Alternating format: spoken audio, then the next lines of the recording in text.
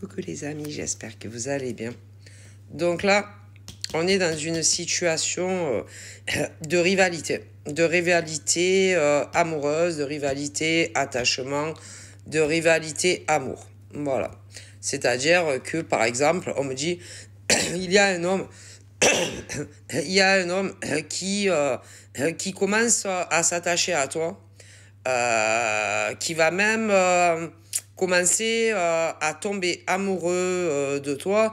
Le problème, c'est que ce monsieur, tu ne l'as pas encore rencontré en vrai, et c'est juste des discussions que tu as avec cet homme qui va malgré lui, se poser certaines questions si tu parles à d'autres hommes que lui sur les réseaux ou si tu rencontres éventuellement d'autres prétendants dans la vraie vie.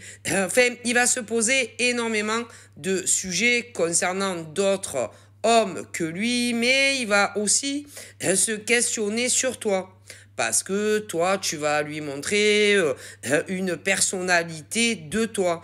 Et il va se demander si tu es réellement ce que tu lui racontes, tu vois, ou si au contraire, tu lui mens sur des choses, si tu lui mens pour t'enjoliver, tu vois, pour que il ait envie de continuer les discussions ou éventuellement de te rencontrer en vrai, tu vois, parce que malheureusement, il y en a des femmes comme ça. Il y a des femmes qui vont enjoliver énormément de choses sur leur propre personnalité, tu vois, pour que l'homme en question ait encore plus envie de continuer autant dans du virtuel que, admettons, même dans du vrai avec, par exemple, une femme. Mais n'oublions pas les hommes, hein, parce que on me dit qu'il y a des hommes qui font exactement la même chose avec des femmes, c'est-à-dire qu'ils s'enjolivent plus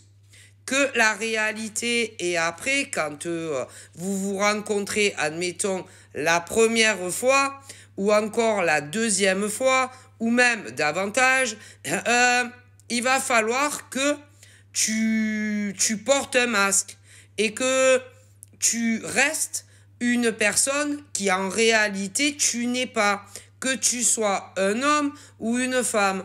Et c'est pour ça que quand on commence à dialoguer d'un point de vue pour voir si ça peut le faire d'un point de vue amoureux, que ça soit entre hétéros ou entre gays, homme à homme, femme à femme et hétéro également, il ne faut pas mentir face à la personne avec qui tu discutes. Si tu n'as que des points positifs te concernant sur toi, tu dis tous tes points positifs. Si tu n'as que des points négatifs concernant ta propre personne, eh bien, il ne faut pas mentir. Tu comprends? Ou si tu as du 50 positif et du 50 négatif te concernant à toi, il faut dire la vérité parce que tôt ou tard, les masques tombent et qu'un homme va finir par le comprendre comme une femme. Et il ne faut pas mentir. Mais, à l'heure où je tourne là ma vidéo, le nombre d'hommes qui enjolivent les choses pour que telle femme ait envie de continuer des conversations, voire plus si affinité, il y en a plein des mecs qui mentent. Mais en ce qui concerne les femmes, c'est pareil. Pourquoi vous vous faites passer pour d'autres personnes que vous n'êtes pas? Parce que tôt ou tard, les choses vont sortir et les hommes en question vont se dire « elle m'a pris pour une andouille » ou inversement, tu vois, parce que à l'heure d'aujourd'hui, dans le monde que l'on est, il y a autant des hommes qui surenchérissent concernant leur propre personne que des femmes. Et ensuite, on finit par apprendre des vérités. Donc, ne mentez pas. Alors, on peut comprendre, oui, mesdames et messieurs, que tel homme a envie de continuer à converser. On peut comprendre que telle femme ait encore envie de converser, de continuer des discussions sur Internet. On peut le comprendre. On peut comprendre que tu as envie que cette nana devienne la femme de ta vie, comme on peut comprendre une nana qui a envie qu'un mec devienne le mec de sa vie. On peut comprendre que tu as envie de l'aimer, cette femme ou cet homme, dans la réciprocité, mais ne mentez pas, ça ne sert à rien. Parce que, ça dépend en fait, hein, mais ils le découvriront d'eux-mêmes.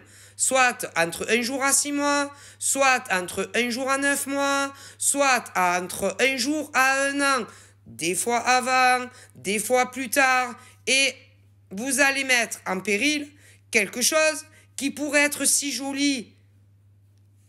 C'est beau, mais ne mentez pas.